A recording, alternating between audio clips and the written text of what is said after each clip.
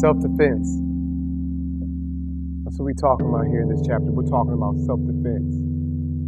You know, you hear the term all the time. The guy that got picked on at school, the woman that wants to be able to defend herself in case something goes wrong or in case somebody tries to mug her. Like, I get it. You know, we want to be able to defend ourselves. But I want to take your mind, I want to take your thinking somewhere else. How about we get to a point where we surrender everything to God? Our trials, our problems, situations, our sickness, any threats. Getting to the point where we really say, God, I trust you and I want you to fight my battle.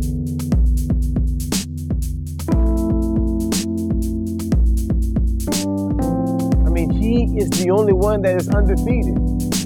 He's the champion. A friend of mine wrote this song called Champion. He remains undefeated. Every battle he succeeded. That blows my mind every time I hear that song.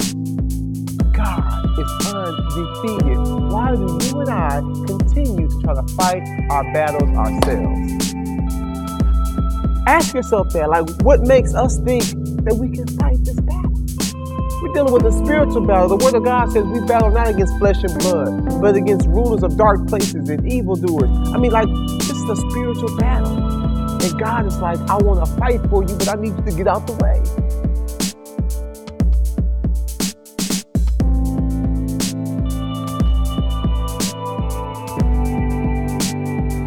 There's a certain sense of anointing, a certain sense of common sense that kicks in when you know that God is fighting your battle. I mean, the Bible is filled with stories from when over and over and over again, he was there for his children and he stepped up and he fought his battle. Look at the story of young David. David recognized that the battle was the Lord. Therefore, he said, you know what? I'm not battling against flesh and blood.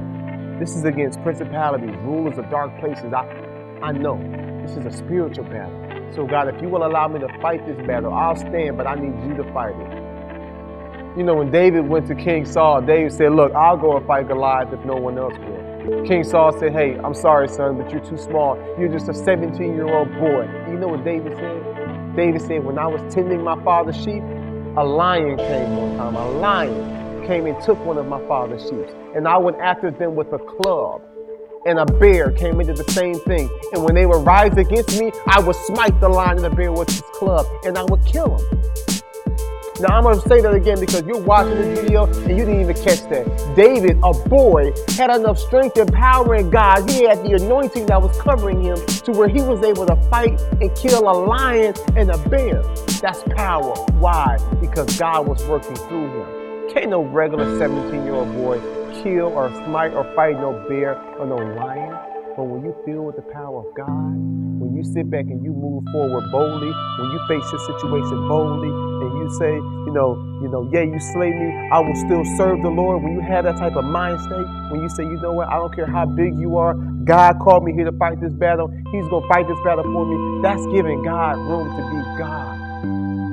But so often we want to control the situation.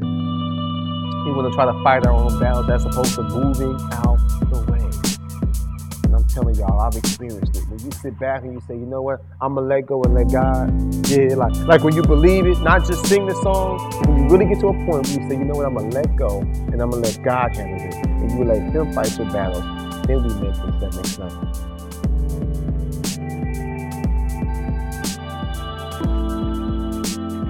That's next level faith, y'all. And that's what we're talking about in this chapter. How do we get to the point when we really believe in what God's word says? When we really believe that God, you will fight this battle for us. That's what God wants to do in our lives.